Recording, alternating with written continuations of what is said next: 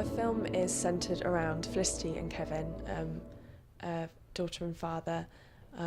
We follow them from the beginning, where at first we meet them in the attics searching through old items that they both have, and we then follow them to the supermarket.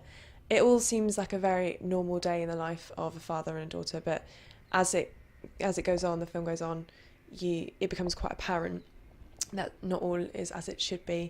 It's told in a very dreamlike way because effectively Emily is processing the loss of her father through dreams, flashbacks, which are in part surreal and fairly abstract, but get to the heart of what is actually happening to her, which is the grieving process. So the idea was really to do something that I hadn't done before, and something that I hadn't seen in other short films before, and that was to really get to know a character without having to explain necessarily or say aloud what it is they were feeling.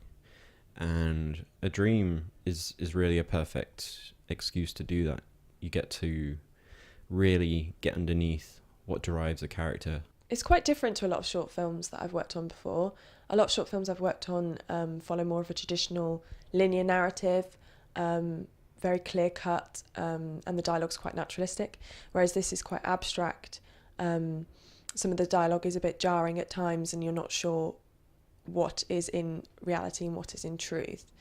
But I think that's really exciting, because instead of having lots of exposition and lots of build-up of why this is happening, you just almost experience how Felicity feels. Like all great stories, you're hoping that the audience come away with a real sense of empathy. You're hoping that the audience are that through the narrative and the telling of the story of this daughter having lost her father, that there's just a very human element, which for me is why I do what I do, and I love telling stories, and the more humanity and the more kind of human truth that you'll have in a story, the more I'm drawn to it. And this, of course, is a very, very deep part of our, I guess, the human condition, which is loss.